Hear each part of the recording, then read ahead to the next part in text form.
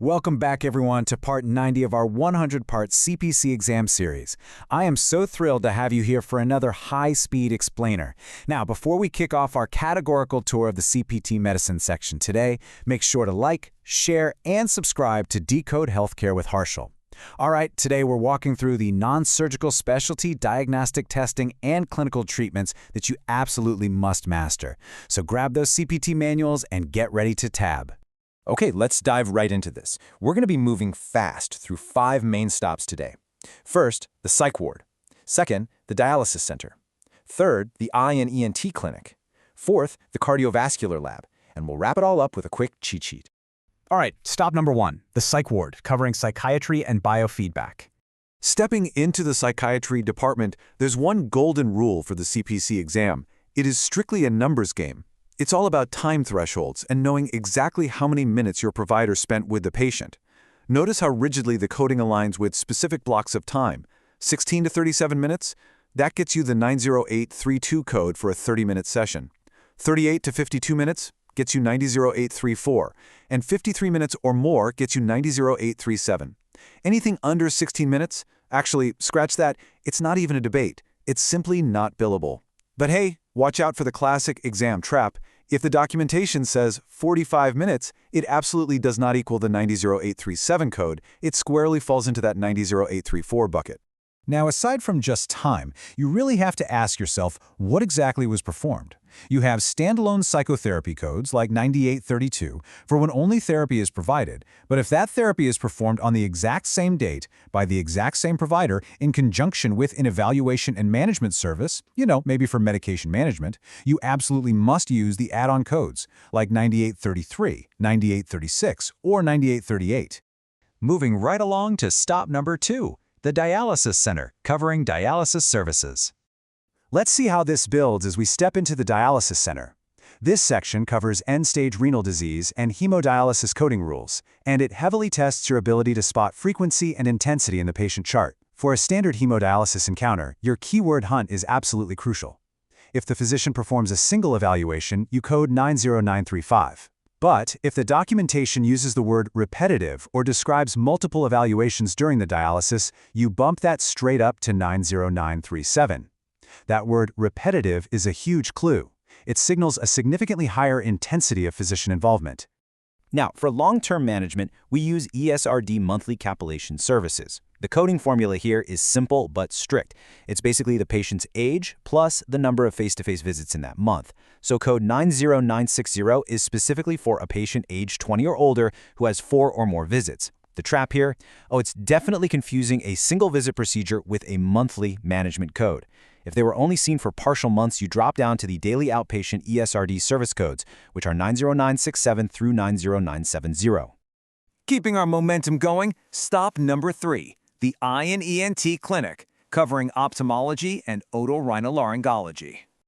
Marching right into the clinic, this department is all about rapidly identifying your diagnostic exam levels and checking patient status. Ophthalmological services are split broadly into intermediate exams like 92002 and 92012, and comprehensive exams like 92004 and 92014. But notice, there are 2 codes for each level. Why? Because just like standard EM visits, your new versus established patient status absolutely still applies here. Always check if they've been seen in the clinic before assigning the code. Over on the ENT side, there are a few highly tested diagnostic codes you literally need to highlight in your manual right now. Pure tone audiometry is 92553 and tympanometry is 92567. Make sure you also brush up on the vestibular function testing rules. Mark these down because you're for sure going to see them in a testing scenario. Stop number 4, the cardiovascular and GI lab, diving into gastroenterology and non-invasive cardiovascular services. So the crucial point here, as we enter the cardiovascular and GI lab, is that this section is going to relentlessly test your knowledge of component billing. You really have to know exactly who did what. Burn these rules into your memory. For an ECG, if a provider does the whole shebang, the tracing, the interpretation, and the report, it's the complete global 93,000 code. If a clinic only does the tracing, well, that's just the technical component, 93,005. If a physician only reads the results, that's the professional component, 93,010. Let me tell you, coding the global 93,000 when the provider only interpreted the tracing is a massive, highly tested exam trap. Don't fall for it. Actually, let's test that right now.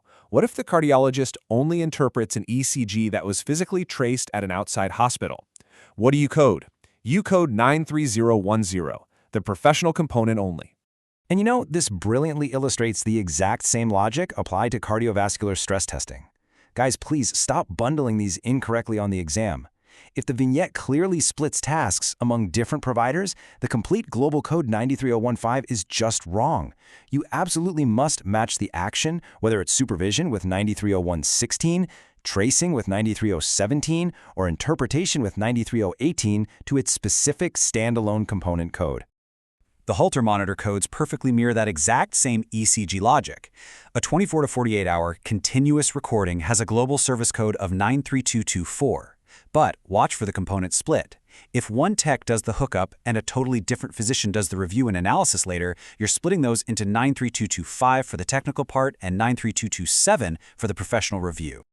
Real quick, also in this section, we've got to give a nod to gastroenterology. Make sure your manuals are updated for the new 2026 codes in this non-invasive diagnostic space. Specifically, keep an eye out for 91124 for rectal sensation or Baristot studies and 91125 for anorectal manometry. Finally, stop number 5, your one-page cheat sheet summary for exam day. All right, that concludes our high-speed clinic tour. Here is the high-yield visual cheat sheet I promised you. Get your cameras ready and take a screenshot right now, because this is your ultimate study guide matrix. Remember, psychiatry is a rigid time game. ESRD dialysis relies on a strict formula of age plus the number of visits.